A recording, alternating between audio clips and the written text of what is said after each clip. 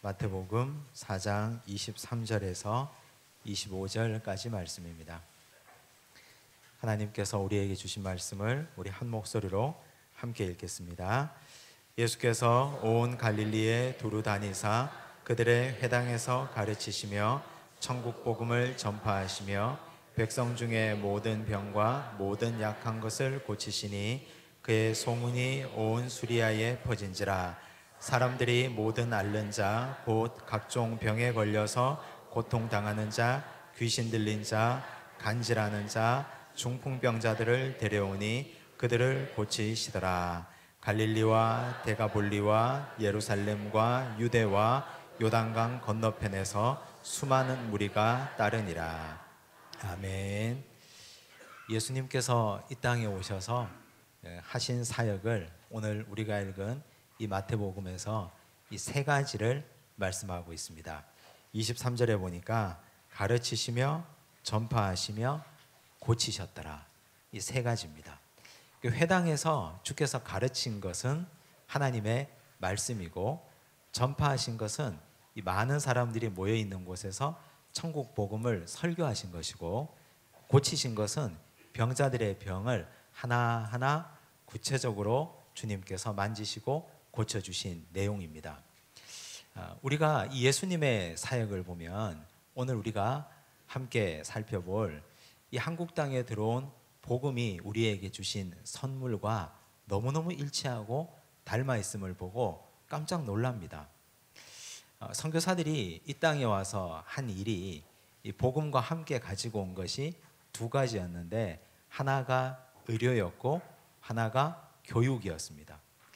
물론 이 교육은 글을 가르치는 것이었고 근대식 학문을 가르치는 것이었는데, 중요한 것은 이 껍데기와 포장은 글과 영어, 근대식 학문이었는데, 그 속으로 깊숙이 들여다보면 말씀을 가르치기 위해서, 문명을 퇴치해서 성경을 읽도록 하기 위해서 학교를 세우고 그 학교에서 근대식 교육을 한 것입니다. 예수님께서 이 땅에 오셔서 하신 사역 이 세 가지가 오늘 우리가 복음 생활하고 믿음 생활하고 있는 이 한국 땅에 처음에 선교사들이 가지고 들어온 복음과 일치했다는 사실, 그 사실은 시간이 한참 지나서 지금 우리가 이 사실을 깨닫고 깜짝 놀랍니다. 하나님께서 어쩌면 이렇게 놀랍게 이 땅에 복음 전도와 선교를 예비하시고 준비하셨는가? 이건 누군가가 철저하게 계획하고 또 계획을 짜고 준비를 하고 그 다음 순서대로 들여보낸 것 같은 그런 느낌을 가질 수밖에 없습니다. 그래서 오늘 우리가 5번째 시간, 복음과 함께 들어온 선물, 이걸 함께 보면서 그 당시 선교사들이 어떻게 이 귀한 말씀과 함께 선물을 가지고 왔는지를 함께 보도록 하겠습니다. 교재를 한번 보시면 5과입니다. 복음과 함께 온 선물. 이 말씀드린 것처럼 복음과 함께 온 선물은 두 가지를 기억하셔야 됩니다. 첫째는 의료, 두 번째는 교육입니다. 이 두 가지가 복음과 함께 들어왔기 때문에 그 당시 캐톨릭이 이미 100년 전에 엄청난 핍박과 고통을 받았습니다. 그런데 개신교가 들어올 때는 학교로 그리고 병원으로 함께 복음이 이렇게 같이 들어왔기 때문에 우리 조선인들에게는 굉장히 고마운 복음이었습니다. 알렌의 입국부터 봅니다. 알렌은 원래 1883년 25세의 나이로 미국 북장로교회 의료 선교사 자격으로 중국으로 파송되었습니다. 그런데 이분이 상해에서 적응을 못합니다. 생각해 보면 이분이 중국에서 적응 못한 것도 하나님의 섭리요, 하나님의 인도하심이 아닌가. 사실 그 당시 조선이나 중국이나, 근데 따지고 보면 조선이 더욱더 사람 살기가 더 열악하고 힘들었던 곳인데 알렌은 중국 땅에서 적응을 하지 못합니다. 알렌이 이렇게 생겼습니다. 보여주십시오. 예, 자, 아주 멋지게 생겼죠. 자, 이분이 1858년부터 1932년까지 사셨는데, 이분이 원래는 중국 선교사로 파송받았다가 중국에서 적응을 못하죠. 그런데 상해에서 조선의 상황이 의사가 전혀 없어 주재하는 외국인들이 큰 어려움을 겪고 있다는 말을 듣고 미국 본부에 허락을 얻습니다. 제가 가도 되겠습니까? 거기 가서 우리 미국 본국인들을 치료하는 의사가 되어도 되겠습니까? 하니까 허락을 해줍니다. 그래서 조선에 들어옵니다. 그래서 이분이 사실은 1884년 9월에 선교사 신분을 숨긴 채 입국했습니다. 선교사로는 처음으로 조선 땅을 밟았던 사람입니다. 근데 뒤에 언더우드와 아펜셀러가 들어오지만 이분은 의로 선교사 자격으로 조선 땅에 입국하게 됩니다. 정착 초기에 이분은 조선에 상주하는 외국인들을 진료하는 일을 했습니다. 그런데 그때 이것도 하나님의 역사요. 조선에 일어나는 모든 역사는 하나님의 손대심 아닌 것이 없는데 갑신정변이 일어납니다. 갑신정변은 이 개화파가 두 부류로 나누어지는데 급진적 개화파와 온건한 개화파 이 두 부류로 나누어집니다. 그런데 이 김옥균을 중심으로 한 급진적 개화파가 난을 일으킵니다. 들어보셨죠? 3.1천하. 근데 3일 만에 청나라 군대가 개입해서 급진적 개화파가 3.1천하로 막을 내리고 쫓겨나게 됩니다. 그런데 이 과정에서 명성황후의 조카이자 온건한 개화파 즉 수구파의 거두인 민영익이라는 사람이 전신에 칼을 7군데나 맞습니다. 그래서 숨만 붙어 있습니다. 이 민영익 영감이 이렇게 생겼습니다. 이렇게 생겼는데 갓쓰고 우리 조선의 영감인데 근데 이분이 칼을 7군데나 맞았으니까 숨만 붙어 있는 거예요. 숨만. 이제 피를 너무 많이 흘려서 죽기 직전입니다. 그런데 자, 이분을 치료할 수 있는 의사가 아무도 없었습니다. 그래서 그 당시 외국인들을 치료하고 있었던 알렌에게 도움을 청합니다. 그런데 황제의 의도 손을 쓰지 못하는 상황에서 알렌이 외과적 수술로 응급처치를 합니다. 일단은 자상을 입은 데는 소독을 하고 그리고 꿰매야 되잖아요. 근데 그 당시 조선의 의술로는 이런 걸 할 수가 없으니까 소독하고 꿰매고 그리고 그냥 기다리는 거예요. 그냥 살려주면 하나님의 은혜고 죽으면 어쩔 수 없는 거예요. 근데 하나님께서 민영익 영감을 살려줍니다. 그래서 이분이 생명을 살리게 되고 그 후에 그는 고종 황제의 어의가 되었고 참판벼슬을 얻었고 선교를 위한 교두보를 확보하게 됩니다. 알렌이 중국에서 조선에 와서 참판이 됐다니까요. 그리고 고종 황제의 어의가 되었습니다. 이제 이렇게 되니까 이 알렌은 선교하기가 아주 쉬워졌던 거예요. 그런데 그 당시까지도 이 알렌이 정말 미국 북장로교에서 파송한 선교사인지 사람들은 전혀 의심을 하지 않았어요. 왜냐하면 민영익을 살려줬고 고종의 의가 되어서 의술을 베풀었고 그 주변에 있는 사람이 전부 다 이 사람의 은혜와 덕을 보고 살았기 때문에. 이제 그 다음 보겠습니다. 이제 알렌은 자기가 신분이 선교사잖아요. 명색이. 그리고 의료 선교사입니다. 그래서 병원을 열고 싶다는 의사를 조정에 알립니다. 병원을 한번 해보고 싶습니다 하니까 조선왕실은 이를 허락해주고 1885년 4월에 광해원이라는 진료소를 개설하게 됩니다. 광해원 아시죠? 2주 뒤에 광해원의 이름이 제중원으로 바뀝니다. 초창기 광해원, 제중원은 이렇게 생겼습니다. 자, 이렇게 됐죠. 광해원이 2주 뒤에 제중원으로 바뀌는데 기와집에서 시작한 게 아니에요. 왜냐하면 고종의 어이니까 기와집에서 시작하고 초가집이 아닌 꽤 괜찮은 곳에서 환자를 받았습니다. 자, 그리고 이때 많은 사람들이 몰려들어 장소를 넓혀가다가 나중에 세브란스라는 미국의 사업가가 1만 5천 달러를 기부해서 세브란스 병원으로 개원하게 됩니다. 그런데 이 세브란스라는 사람은 이 클리블랜드의 사업가였고 부자였거든요. 부자처럼 생겼어요. 이분이 클리블랜드의 미국인 사업가인데 보여주십시오. 자, 이렇게 생겼습니다. 근데 이분이 갑자기 연고도 없고 아무런 상관도 없는 조선에 병원을 열기 위해서 그 당시로서는 천문학적인 거금인 15,000달러를 기부를 했을까? 그게 아니고 그 당시 이건 지금 훗날입니다.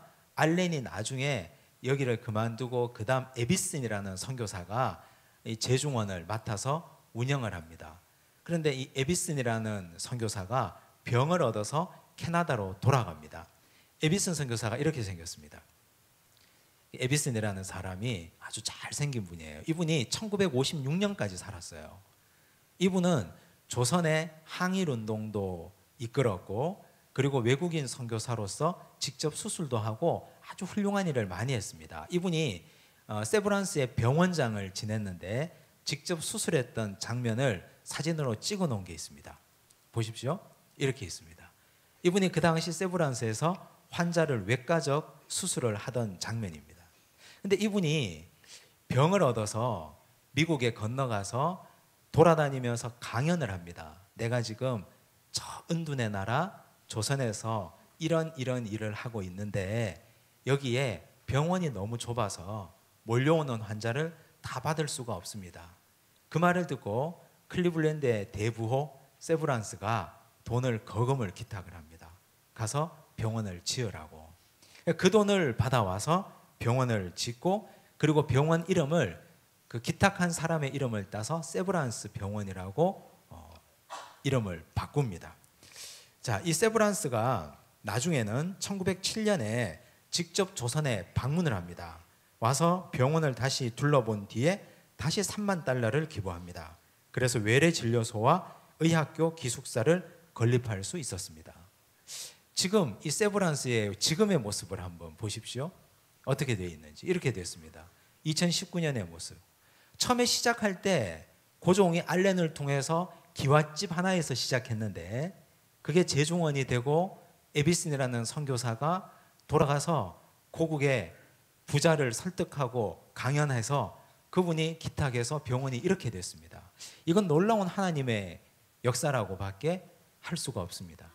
그런데 나중에 이 미국 북장로교 그리고 세브란스에 대한 운영권을 가지고 있었던 분들이 병원에 대한 모든 권리를 다 조선인들에게 양도하고 다시 떠나게 됩니다. 그러니까 선교라는 것은 이 땅에서 선교하고 병원 세우고 학교 세우고 했으면 거기에 대한 권한이나 권리를 아무도 주장할 수 없습니다. 모든 것이 하나님 것이니까. 그래서 이 세브란스가 나중에 이렇게 말합니다.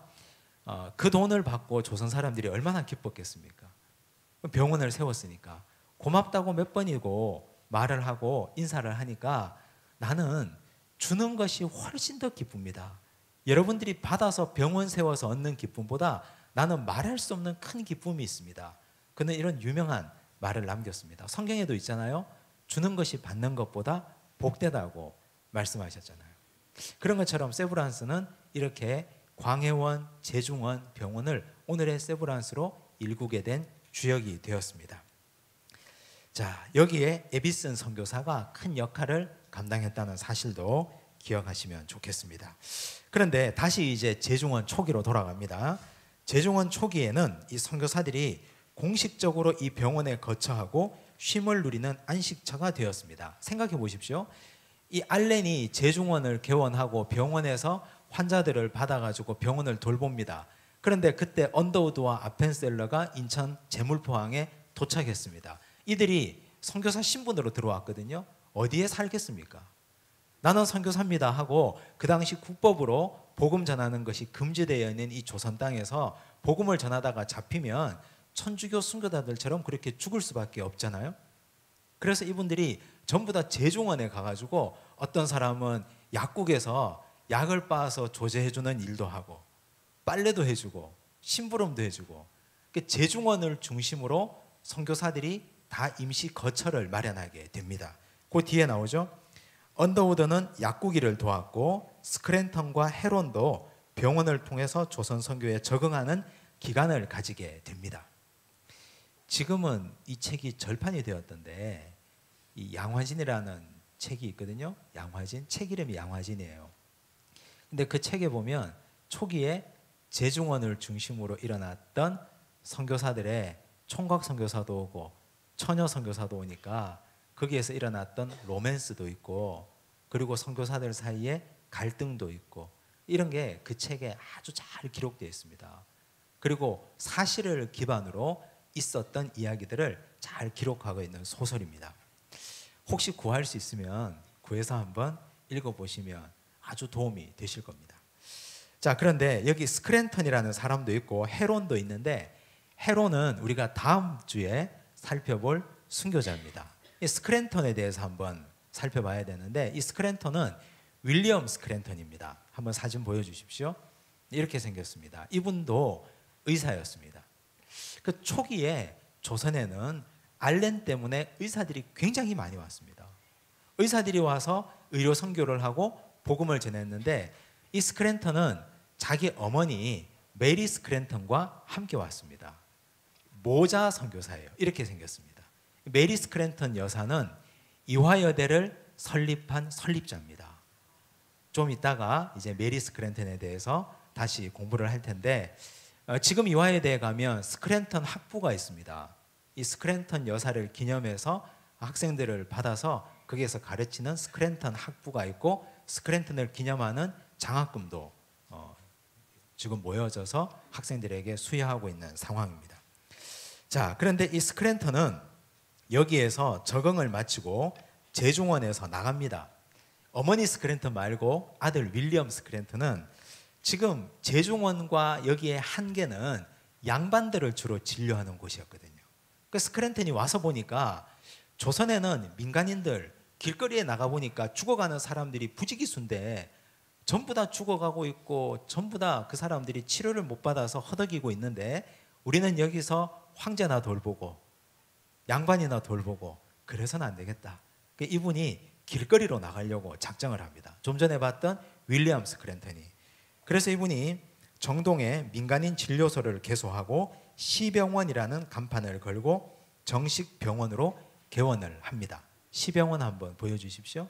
이 스크랜턴이 개원했던 정동의 시병원 모습입니다. 좀 초라해 보이죠?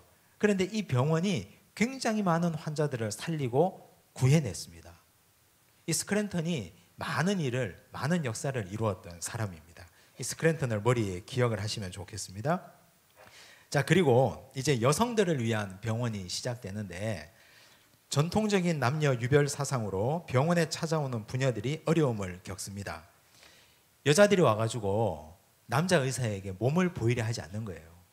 아파서 오기는 왔는데 아무리 아파도 거기서 곧 죽어도 배를 열지도 않고 보여주질 않는 거예요. 이런 문제 때문에 조선의 선교사들이 본국에 편지를 보내서 누가 오느냐? 간호사가 와요. 미국 북장로교회가 파송한 독신 간호사 엘러즈라는 여인이 옵니다. 이분이 제중원의 부녀과장이 되어서 부녀자들을 전담 치료합니다. 사진 보여주십시오. 엘러즈라는 여인입니다. 근데 이분은 의료 선교만 한 분이 아니에요. 이분이 나중에 의료 선교를 하다가 여성들을 치료하다가 보니까 어린아이들을 많이 치료할 것 아니에요. 부모의 보살핌을 못 받고 아버지한테 맞아가지고 눈이 터져서 오는 아이들, 뼈가 부러져서 오는 아이들, 그런 아이들이 한둘이 아니거든요. 그래서 이 아이들을 병을 치료해서 내보내니까 얼마 있지 않아서 또다시 오는 거예요. 그래서 교육을 해야 되겠다, 가르쳐야 되겠다 해서 엘러즈가 정동에 여학교를 세웁니다. 정동 여학교를 세우는데 이 학교가 지금 서울에 있는 정신여고의 전신입니다. 엘러즈는 이 정신여고의 초대 교장이에요. 처음에 이 여인이 이 간호사로 왔다가 이분이 학교를 세우고 학교 교장이 됩니다. 이 외에도 엄청난 많은 여인들이 왔는데 1887년 여성 해외 선교회에서 파송받은 메타 하워드라는 사람이 내한해서 정동에 여성들만을 위한 병원을 세웁니다. 명성황후가 이 병원 이름을 보구여관이라고 이름을 지어줘요. 잠자는 여관이 아니고요. 여기 보이는 여성이 메타 하워드라는 여성이고 그 오른쪽에 있는 사진이 보구여관이에요. 보호하고 구해주는 여성들을 위한 집이라는 뜻입니다. 여성들을 보호하고 여성들을 구해주고 그리고 여성들의 쉼터가 되어주는 집이었어요. 그 당시 여성들의 상황은 짐승보다 조금 나았을까? 그냥 존재 자체가 사람으로서 살 수 없는 그런 상황들, 그런 상황에서 이 메타 하워드 엘러즈라는 여성들은, 이분들은 이 조선의 여성들을 치료하는데 온 힘을 다했던 분들입니다. 그런데 이 메타 하워드가 병이 듭니다. 너무 열심히 치료하다 보니까 병이 들어서 본국으로 돌아갑니다. 그러자 그 다음 아주 위대한 인물이 옵니다. 로제타 셔우드 홀이라는 여인이 옵니다. 올 때 이 여인은 처녀로 왔습니다. 우리가 나중에 마지막에 로제타 셔우드 홀에 대해서는 조금 더 깊이 보고 영상도 한 14분짜리 영상을 좀 이따가 볼 겁니다. 자, 로제타 셔우드 홀이 처음 올 때 사진을 한번 보여주십시오. 이 여인이 25세 사진입니다. 로제타 셔우드가 1890년에 조선에 왔습니다. 조선에 와서 2년 뒤에 자기를 따라온 제임스 홀과 윌리엄 제임스 홀과 결혼을 합니다. 남편 얼굴을 보여주십시오. 이렇게 생겼습니다. 멋지게 생겼죠. 이분과 결혼을 하는데, 그런데 제임스 홀이 평양에서 발진 티푸스에 걸려서 그만 죽습니다. 근데 죽을 때 그때 셔우드 이 로제타에게는 아들이 하나가 있었고 뱃속에는 딸이 자라고 있었어요. 아들은 이미 세상에 나 있었고 뱃속에는 딸이 있는 상태에서 남편이 죽습니다. 그 남편이 죽고 뱃속에 있는 딸아이를 낳아야 되니까 이 아이를 낳기 위해서 본국으로 돌아갑니다. 미국에 돌아가서 아이를 낳습니다. 아이를 낳았는데 그때 그 집에 전보가 하나 옵니다. 근데 거기에 돈이 같이 있습니다. 미국 선교부가 이 여인에게 남편 사망에 대한 위로금을 보낸 겁니다. 이 돈을 어디다 쓸까 하다가 다시 이 돈을 들고 다시 평양으로 옵니다. 남편이 죽었잖아요. 근데 거기에다가 병원을 세웁니다. 그 병원이 기홀 병원입니다. 남편 홀의 이름을 따서 홀을 기념하는, 홀을 기억하고자 하는 병원 해서 기홀 병원을 세웁니다. 기홀 병원 한번 보여주십시오. 이렇게 생겼습니다. 잘 보이지 않는데 중간에 보면 한자로 간판이 있습니다. 기홀 병원이라고 간판이 있습니다. 이 병원을 아주 멋지게 세웠죠. 평양에. 이 병원을 세우고 여기서 열심히 사역을 합니다. 이 로제타 셔우드에 대해서는 좀 이따가 더 자세히 살펴볼 텐데, 이분을 평가하는 평전에서는 조선의 어떤 사람도 로제타의 도움을 받지 않은 사람이 단 한 사람도 없었다. 그렇게 평가할 정도로 로제타 셔우드 홀은 대단한 믿음의 여인이었습니다. 자, 그리고 21페이지 보시면 이제 제중원에서 의학교가 시작이 됩니다. 세브란스에서 1908년 최초의 의사 7명의 의사를 배출합니다. 자, 제중원의 제중원 첫 번째 이 같이 일했던 직원들의 사진을 한번 봅시다. 제중원에서 처음에 일했던 세브란스 병원 직원들입니다. 1905년도 당시에 보니까 외국인도 있고 조선 사람도 있고 의사도 있고 직원들도 있거든요. 이게 1905년도 세브란스 직원들 사진입니다. 근데 아까 보신 것처럼 2019년 세브란스가 어떻게 변했습니까? 엄청나게 크게 변했잖아요. 자, 다시 돌아오면 의학교 내에 간호학교도 개설되어서 1906년부터 가르쳤고 1908년 5명의 간호사 수관식이 열렸고 이해에 한국 간호사협회가 조직됩니다. 1891년 의사 부부인 휴 브라운 부부가 부산에서 작은 진료소를 개소한 것을 시작으로 이제 전국으로 평양, 선천, 재령, 대구 등지로 의료 진료소가 확대됩니다. 서울과 평양에만 진료소가 있는 것이 아니라 전국으로 이 땅에 모든 조선인들이 의료 혜택을 받기 시작했습니다. 이것이 조선 땅에 들어온 의료입니다. 복음과 함께 의료가 같이 들어왔으니까 조선인들은 병원 가서 몸이 낫고 복음을 받는 거예요. 병원 가서. 우리 예수님께서 복음을 이 땅에 전하실 때 모든 약한 자, 병든 자를 고쳐주셨던 것처럼, 그리고 그들에게 복음을 전하셨던 것처럼 이 땅에 복음이 들어올 때도 의료와 병원이 함께 들어왔습니다. 그 다음에 교육입니다. 언더우드의 고아원 보여주십시오. 언더우드 선교사가 고아원을 세웠습니다. 이 고아들이에요. 보면 이 초가집 밑에 기와집도 보이고 고아들이 있었죠. 근데 이 고아원이 나중에 1905년에는 학교가 됩니다. 경신학교가 됩니다. 보여주십시오. 이렇게 됩니다. 경신학교 1905년. 지금의 서울의 경신중고등학교가 이렇게 된 거죠. 처음에 경신중고등학교는 고아원으로부터 시작된 것입니다.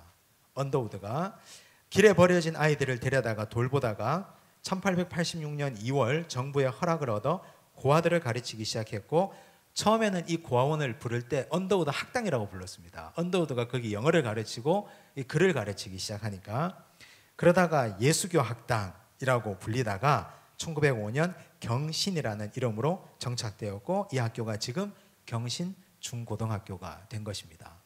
이렇게 보면 뒤에 가면 또 나오죠. 뒤에 가면 아펜셀러의 배제학당도 나오는데 이 땅에 기독교 정신으로 세워진 학교는 아까 봤던 엘러즈가 세웠던 정신여고, 그리고 여기 경신, 그리고 배제 등등 숭실, 엄청나게 많은 학교, 그냥 얘만 이렇게 든 건데 이 땅에 선교사들이 세웠던 많은 학교들이 기독교 복음의 정신으로 세운 것이거든요. 그러면 그 학교에서 당연히 복음을 가르치고 성경을 가르치고 예배 드리는 법을 가르치고 예배 드려야 되는 게 그게 정상 아닙니까? 그런데 지금 이 땅의 법이 이상해져 가지고 기독교 학교에서 복음을 전하지 못하게 되어 있어요. 기독교 학교에서 성경을 가르치지 못하게 되어 있는 건 이건 설립 취지하고 전혀 맞지 않는 것입니다. 처음에 이 땅에 문맹이 뭐 거의 90% 이상이고 90%는 더 이상이죠.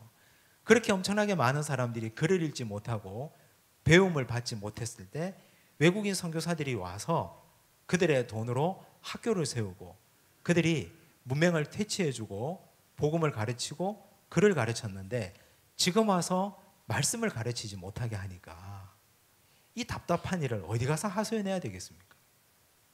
이 사학법이 이렇게 문제가 많이 되게 생겼습니다. 대학 교육을 보십시다. 이제 장로교하고 감리교가 장감이 연합을 합니다. 요즘은 연합을 잘 안 하지만 옛날에는 장로교, 감리교가 연합을 해서 평양에 대학교를 하나 세웁니다. 우리나라 최초의 대학이에요. 숭실대학교.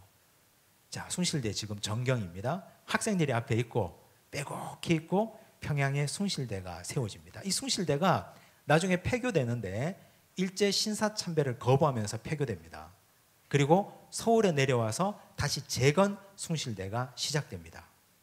그건 나중에 이제 일제 신사참배 공부할 때 다시 배우게 될 텐데 이 학교는 처음에 누가 세우기 시작했느냐? 베어드 선교사. 보여주십시오. 이 베어드 선교사는 이 경상도 지역에서 선교한 분입니다. 대구에 가면 제일교회가 있는데 제일교회를 베어드 선교사가 세웠고 이 베어드 선교사의 한국식 이름은 배위량 선교사입니다. 들어보셨죠?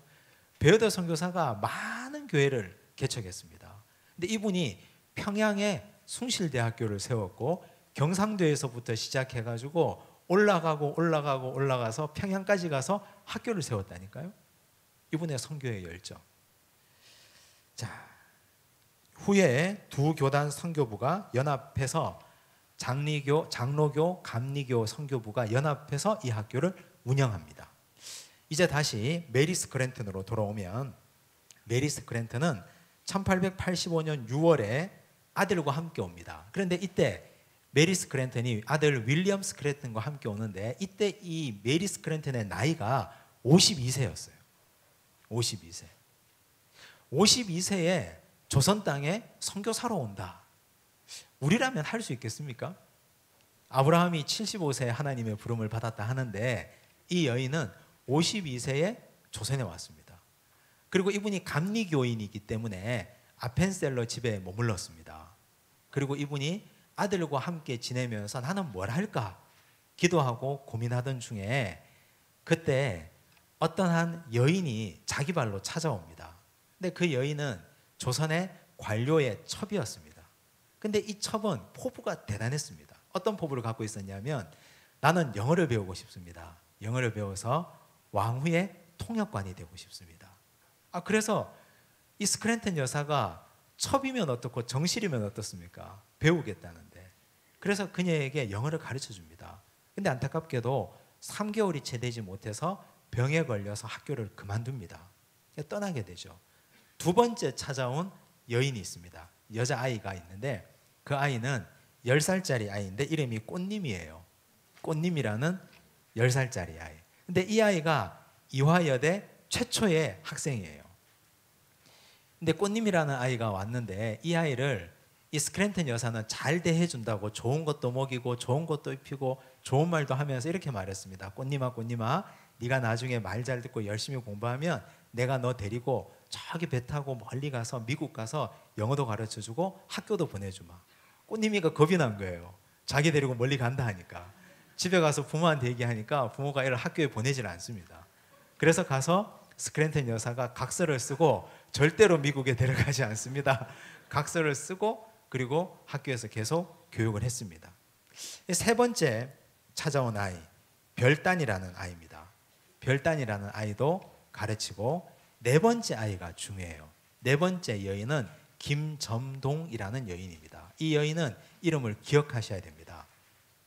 이 김점동이라는 여인은 나중에 이름을 개명을 합니다. 박에스더로 이름을 개명을 합니다. 자기 남편이 박유산이라는 남편을 만나서 남편의 성을 서양식으로 따서 성을 박씨로 바꾸고 박에스더가 됩니다.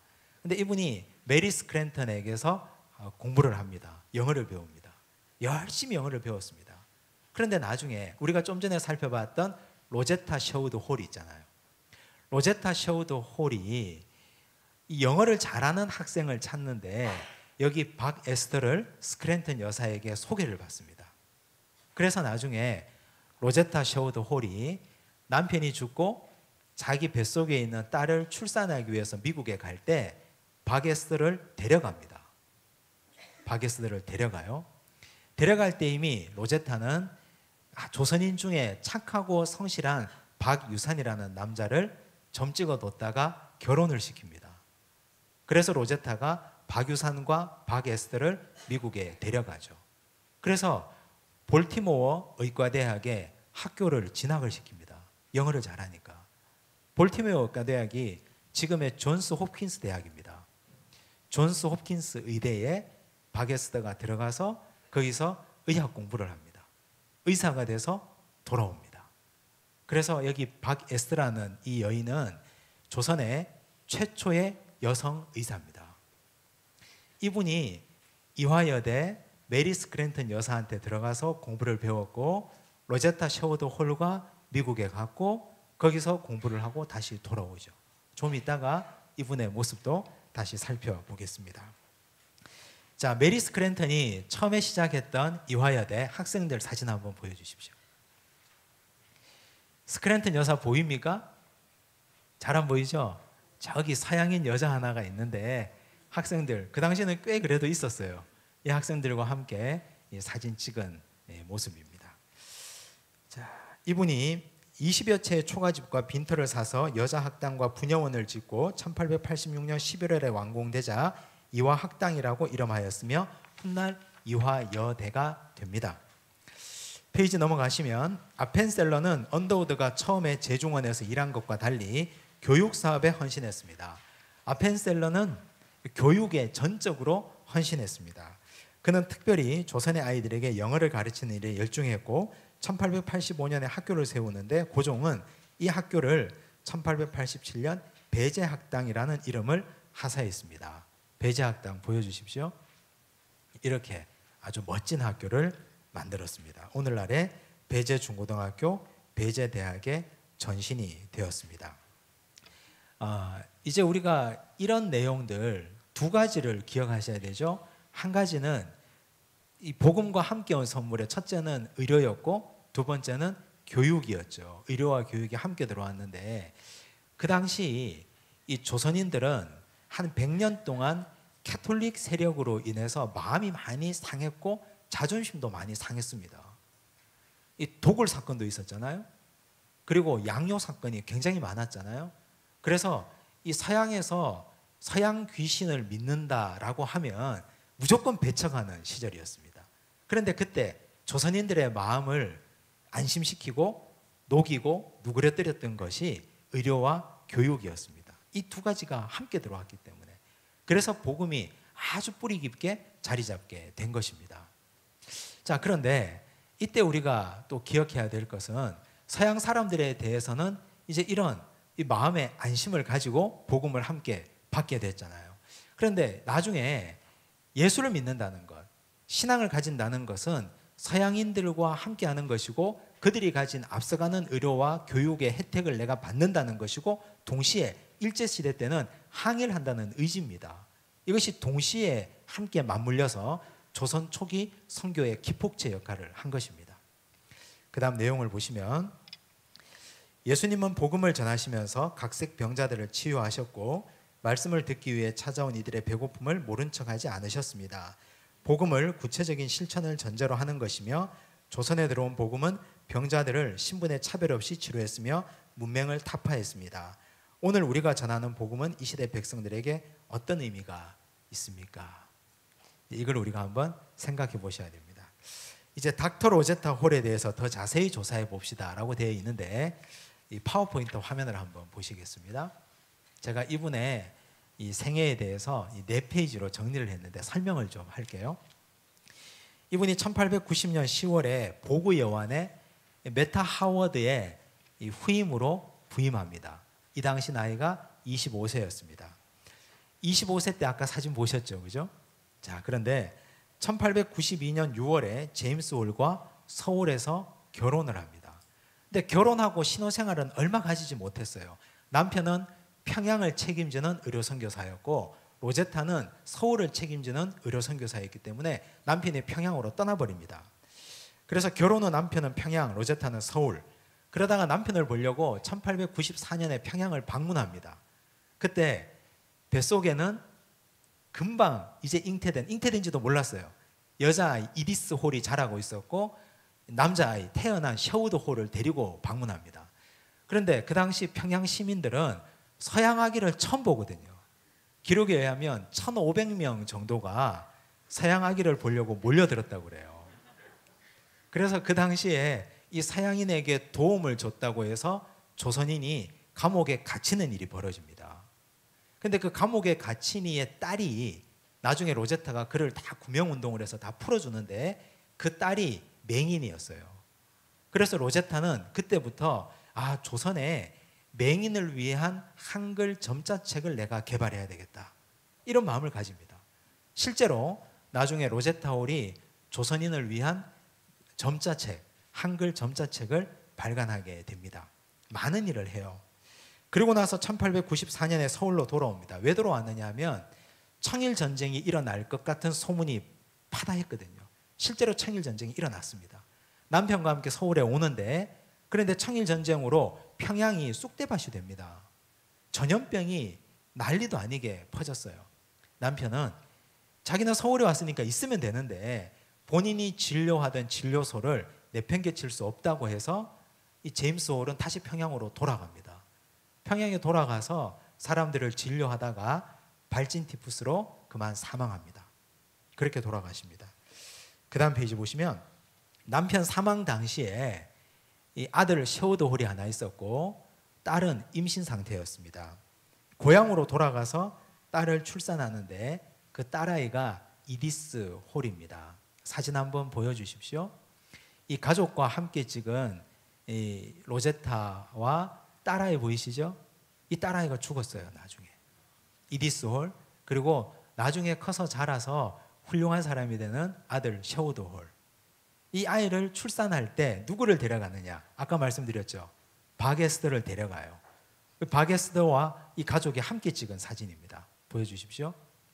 이 바게스더가 뒤쪽 왼편에 있고 바게스더의 남편 박유산이라는 남편이 함께 미국에 있습니다. 그리고 미국에서 함께 찍었던 사진입니다. 아들과 딸아이를 가슴에 안고 찍었던 사진입니다. 그리고 나서 바게스더는 미국에 남겨두죠. 볼티모어 의대에서 공부시키려고 남겨두고 자기는 다시 조선에 들어옵니다. 조선에 들어오는 나이가 올 때가 1897년입니다. 남편의 사망금을 가지고 다시 들어옵니다. 사망 위로금을 들고 그리고 기홀병원을 세우죠. 근데 1897년에 그렇게 예뻤던 딸 이디스가 이질로 사망합니다. 그러면 로제타는 남편도 잃고 딸도 잃었잖아요. 근데 돌아가지 않아요. 다시 병원 사역에 전념하고 잃었던 딸 이디스를 기념하는 이디스 어린이 병동을 건립합니다. 그리고 나중에 이 로제타가 또 어떤 일을 하느냐. 3번째 페이지를 주십시오. 나중에는 조선에 여자 의사들을 많이 길러내야 되겠다. 그래야 여자 의사들이 여성들을 진료할 수 있으니까. 여성들이 남자 의사에게는 몸을 보이려고 하지 않으니까. 그래서 여자 의사들을 많이 진료하기 위해서 외국 유학도 보냈는데 한계가 있잖아요. 그래서 세브란스 의대에 여자아이들을 받아달라고 청원을 합니다. 근데 선교사들이 세우고 선교사들이 돈을 내고 했던 세브란스 의대에서 여학생을 받질 않습니다. 거부했습니다. 그래서 로제타가 얼마나 분노했겠습니까? 백방으로 알아보다가 로제타가 1928년 60여 명의 뜻을 같이 하는 조선인들과 함께 발기인 창립 총회를 갔습니다. 조선 여자 의학 전문 학교를 위한 발기인 대회를 갔습니다. 그런데 이 학교는 나중에 고려대학교 의과대학으로 발전합니다. 지금의 고대 의대는 로제타 셔우드 홀이 세운 학교입니다. 아들 셔우드는 나중에 미국으로 건너갑니다. 그래서 미국에 가서 커서 평양에서 학교를 다니다가 미국에 가서 의사가 됩니다. 돌아가신 아버지의 뜻을 이어서 의사가 돼서 미국에서 잘 먹고 잘 살지 않고 다시 조선에 옵니다. 다시 조선에 와서 의료 선교사로 헌신합니다. 그런데 그때 이 아들 셔우드 홀에게 아주 충격적인 사건이 벌어집니다. 그 다음 페이지 주십시오. 이 아들 셔우드에게는 아까 미국에 데려갔던 바게스라는 여인이 자기 이모처럼 얼마나 친근했겠습니까? 그런데 바게스가 조선에서 34살의 나이로 결핵으로 사망합니다. 이걸 보고 이 셔우드 홀은 나는 평생 동안 결핵을 퇴치하는 사람으로 살겠다 결단합니다. 해주에 결핵 전문 요양원을 세웁니다. 그리고 나서 우리가 옛날에 많이 사보셨죠? 크리스마스 실. 이 결핵을 퇴치하기 위한 기금을 모으기 위해서 크리스마스 실을 발행합니다. 그런데 이게 일본 사람들 눈에 볼 때는 독립자금을 모금하는 것처럼 보였거든요. 그래서 1940년에 추방됩니다. 추방돼서 어디로 가느냐? 본국으로 가지 않습니다. 인도로 갑니다. 그 당시 조선보다 더 열악했던 인도. 그래서 1940년부터 1961년까지 인도에서 결핵 퇴치를 위해서 애씁니다. 아들 셔우드 홀 부인 사진 한번 보여주십시오.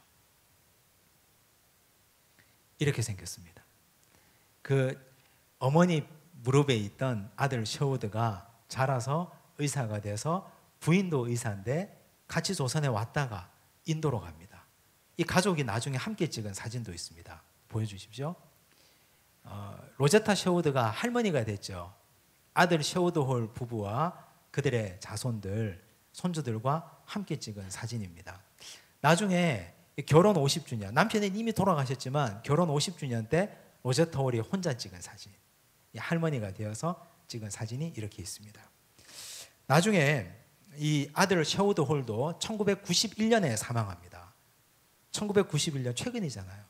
이때 돌아가셔서 서울 양화진 외국인 묘지에 안장됩니다.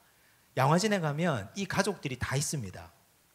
아버지 제임스 홀, 어머니 로제타 홀, 그리고 여기 아들 셔우드 홀, 그 아내, 그리고 2살 때 이질로 죽었던 동생 이디스 홀, 그리고 또 한 명이 있는데 이 셔우드 홀이 태어날 때 쌍둥이로 태어났어요.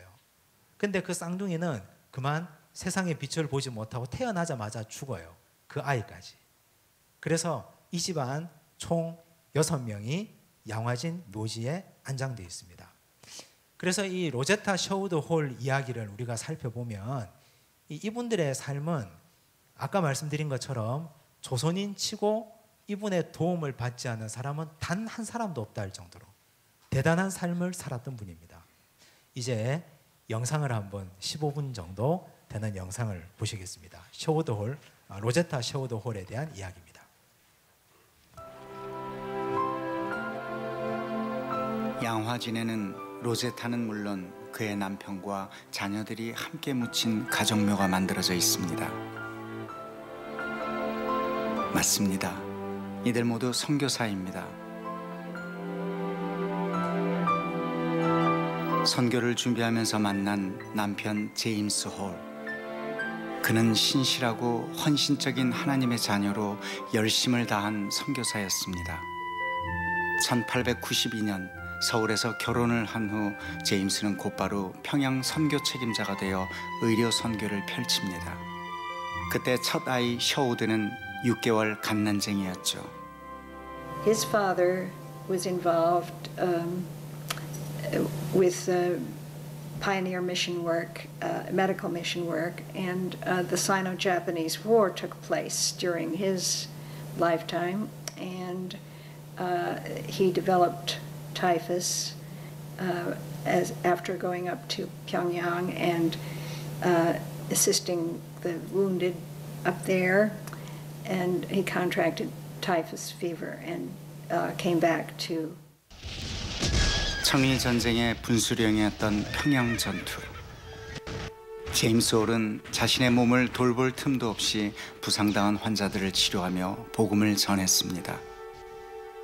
그의 마지막 죽음의 순간도 로제타의 일기 속에 남아 있습니다. 남편의 눈은 슬픈 듯 나를 바라보았고 띄엄띄엄 사랑한다고 말해주었다. 마지막으로 애써 나에게 하려던 말은 내가 평양에 간 것을 원망하지 말라는 것이었다. 제임스는 말했다. 나는 주님을 위해 기꺼이 평양에 갔고 그분께서 그 뜻을 다 헤아려 주실 거라고. 혹시 울음소리가 들릴까 싶어 안간힘을 쓰며 울음을 참아야 했다. 그러나 아무리 애를 써도 베개는 눈물로 젖었고 한 번도 하지 않았던 애원의 기도가 터져 나왔다. 사랑하는 남편을 데려가지 말라고.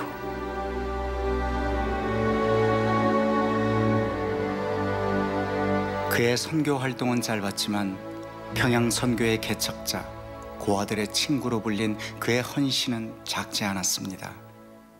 하나님을 향한 원망마저 허락하지 않은 그런 남편이 로제타의 곁을 떠났습니다. 눈물로 얼룩졌던 당시 일기장. 그러나 그 눈물이 마르지 않았습니다. 남편 죽음 후에 얻은 딸 이디스.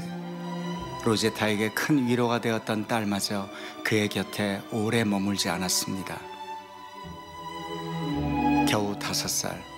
풍토병으로 죽기 직전까지 엄마는 고열에 시달리는 딸의 상태를 일기에 기록했습니다. 체온 41도, 숨이 가쁘고 힘들어했다. 잠시 후 호흡의 간격이 점점 길어졌다. 눈을 크게 뜨고 엄마를 바라본 채 작은 영혼이 서서히 떠나갔다. 그렇게 그 아이는 세상에 보내주신 그분에게로 다시 돌아갔다.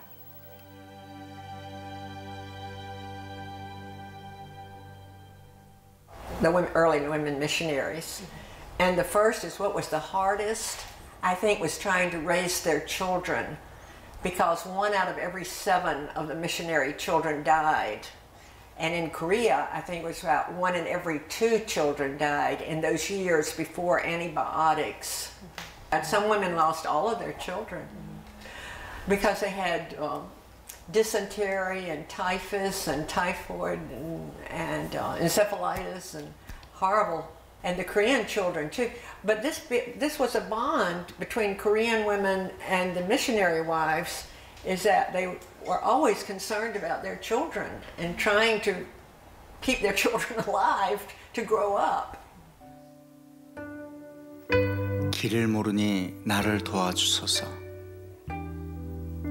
자식마저 가슴에 묻고 참담했던 로제타의 마음이 일기 속에 선연합니다. 밤이 찾아오면 쓸쓸함도 함께 온다. 간절한 그리움이다. 제잘되던 어린 아이의 입맞춤과 작은 손이 없어진 지금 그 아이가 없는 삶은 너무도 힘겹다. 그러나 우리가 이해하지 못하는 다른 이유로 하나님께서는 그 아이를 데려가셨으리라. 신앙의 힘으로 선교의 길을 이어간 모자는 평양에 남편의 이름을 딴 기홀병원을 세웁니다.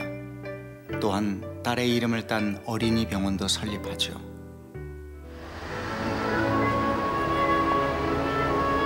인간의 생명보다 강한 신앙의 힘은 사람들이 사라져간 후에 열매를 맺기도 합니다. 감리교 선교 지부였던 정동, 선교사의 주 활동 무대였던 이곳에서 그들은 무슨 꿈을 키웠을까요? 가족을 잃은 슬픔에도 멈출 수 없었던 선교의 꿈. 그런 그를 위로한 건 믿음의 결실들이었습니다. 이화 학당을 다니며 보구 여관 의료 활동을 돕던 조선의 소녀들, 그중에 특별한 아이 점동이가 있었죠. 진료소의 통역을 제법 잘하는 점동이란 학생과 둘이서 일을 한다. 점동이는 갈수록 용감해진다. 수술할 때 피를 잘 닦고 혈관을 눌러 지혈하는 일도 제법 잘한다. 로제타에게 너무도 각별했던 점동이는 1891년에 세례를 받으며 에스더라는 이름을 얻었습니다. 사랑스러운 에스더, 병원에서 함께 일하는 그 아이는 정말 나에게 소중한 존재다. 나는 내가 가진 모든 것을 가르쳐주고 싶다. 나의 사랑하는 언니, 당신을 돕기 시작하면서 제 어머니처럼 언니를 사랑하게 됐어요. 내가 언니를 돕지 못한다면 얼마나 가슴이 아플까요? 에스더에게 함께 평양에 가서 일해볼 생각이 있느냐고 물었다. 때가 되면 나는 이 아이를 미국에 보내 학위를 따게 할 수 있을 것이라 믿는다. 의주든 평양이든 어디든지 언니가 가는 곳이면 나를 데려가 돕게 해주세요. 내가 결혼한 후에도 언니를 도울 수 있을 거라 믿습니다. 로제타는 신랑감까지 구해 결혼을 성사시킵니다.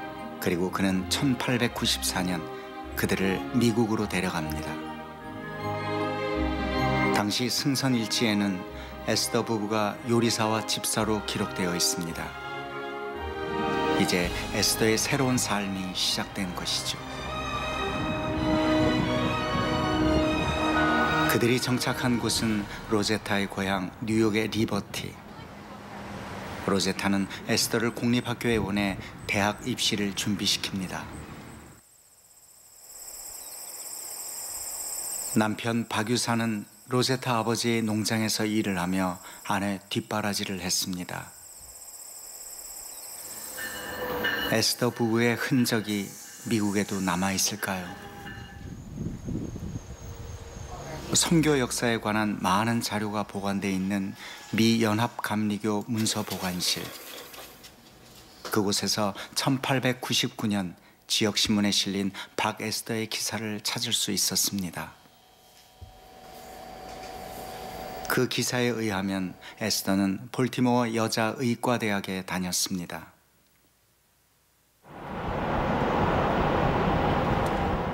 의료 선교사로의 새로운 첫 발을 디딘 볼티모어 여자의과대학.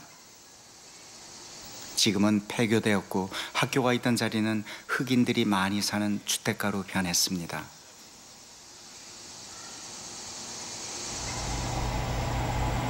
볼티모어에서 사역을 하고 있는 박대성 목사는 그간 박에스더의 흔적을 부지런히 찾아냈습니다.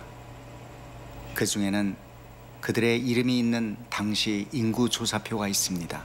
너는 몇 명의 엄마냐 어머니냐라는 그런 질문이 있는데 거기에 2라고 표시가 되어 있고 그 옆에 보면은 그러면 몇 명의 아이와 지금 현재 살고 있느냐에는 0으로 되어 있었다라는 거죠. 아기가 있었다라는 기록이 한 번도 없었는데 로제타 홀의 일기를 통해서 한 명은 한국에서 태어나자마자 얼마 있다가 죽게 되고 또 한 명은 뉴욕에서 이제 병원에서 일을 하면서 공부를 할 때 그때 유산하게 됐다라는 얘기를 듣고 이 궁금증이 풀리게 됐었습니다.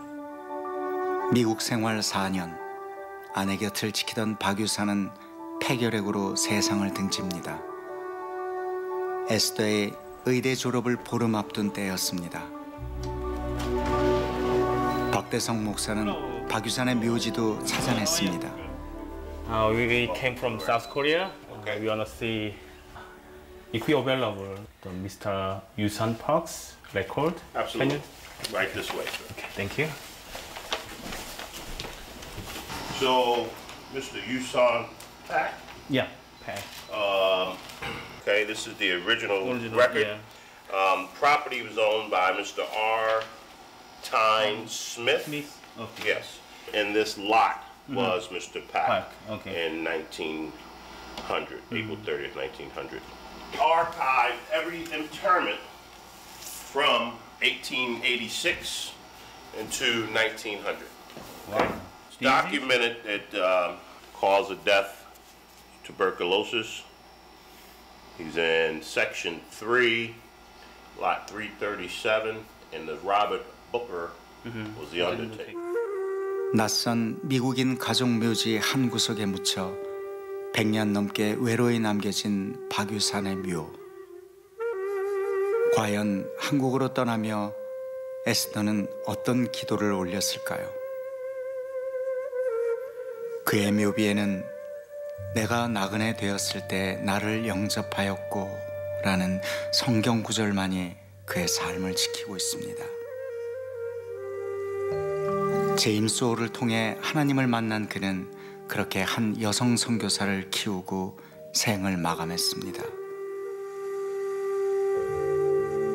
그의 나이 33. 남편의 죽음은 에스더에게 또 어떤 다짐을 남겼을까요? 볼티모어 역사학회에서 출간한 책 속에 에스더는 평양으로 파송된 의료 선교사로 기록되어 있습니다. 그렇습니다. 마침내 에스더는 의과대학을 졸업하고 최초의 의사로 또 최초의 조선인 의료 선교사로 한국에 돌아왔습니다. 그의 주 사역지는 평양의 광해원. 로제타와 함께 평양에서 진료를 시작한 에스더. 수천 명의 환자를 돌보았다는 기록이 있을 정도로 열심을 다했습니다. 그 와중에 부지런히 성경을 가르치며 10여 년의 불꽃 같은 선교 사역을 펼치다 그 역시 남편과 같은 결핵으로 사망합니다. 그의 나이 34이었습니다. 그의 별세 기사에는 그의 업적을 높이 평가했고 1909년에 발간된 신학월보에서도 그를 육신만이 아닌 영혼을 치유하는 치료자로 칭했습니다. 그분이 치료한 여성들에게는 두 가지 선물을 준 거죠. 하나는 육신의 질병을 치료해서 건강을 회복하게 하는 것. 그러나 그것만이 궁극적인 목표는 아니었어요. 기독 의사로서 진심으로 그가 원했던 것은 자기가 치료하는 환자들이 복음을 알고 예수 그리스도를 영접하는 것이었죠. 그렇기 때문에 에스더는 10년이라 짧은 기간 사역하고 죽었지만 그 에스더의 모습을 보고 조선 여성들이 도전을 하는 거예요. 그래서 홀 부인이 운영하는 경성 여자의학교를 통해서 30명, 60명, 100명 오늘날의 이화여자대학교 의과대학까지 엄청난 제2회, 제3회, 제10회, 60회 에스더가 나온 거죠. 에스더에게 로제타는 빛이었겠죠. 그를 꿈꾸게 했고 하나님의 종으로 아름다운 삶을 살게 한 귀한 존재. 신앙의 유산은 이렇게 조선의 여성들에게 이어졌습니다.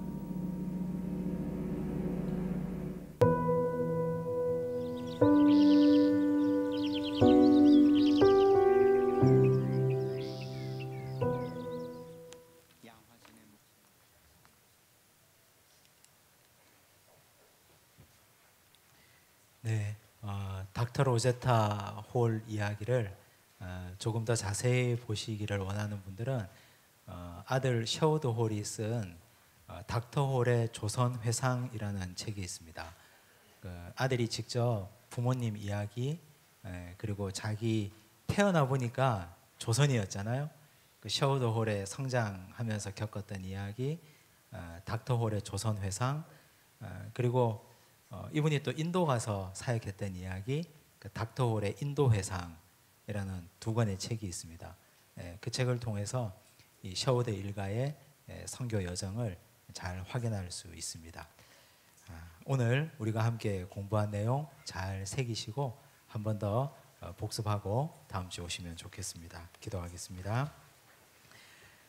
하나님 아버지 감사합니다. 오늘 이 자리에 우리가 서 있게 된 것은 우연이 아니라 하나님의 전적인 섭리와 하나님의 놀라운 계획이었음을 믿습니다. 하나님께서 이 땅에 수많은 의료 선교사들을 보내주시고 많은 복음의 열정에 감동된 분들을 통해서 오늘 이 땅에 한국 교회가 서 있습니다. 복음의 빚진 자로서 우리가 과연 어떻게 살아야 하는지, 사랑하는 남편도 자식도 모두 다 잃고 그럼에도 불구하고 불꽃 같은 복음의 삶을 살았던 그들의 삶을 통해 오늘 우리의 이 나약하고 연약하고 죄 많은 모습을 돌아봅니다. 우리 예수님의 고난의 시간을 되새기며 오늘 우리 마음속에 다시 식어버린 복음의 열정을 불일 듯 일어나게 하여 주시옵소서. 삶의 좌표와 목적을 새롭게 설정하고 하나님께서 원하시는 그 자리에 우리가 서 있는 귀한 역사의 주인공이 되도록 축복하여 주시옵소서. 모든 말씀 예수님 이름으로 기도드리옵나이다. 아멘.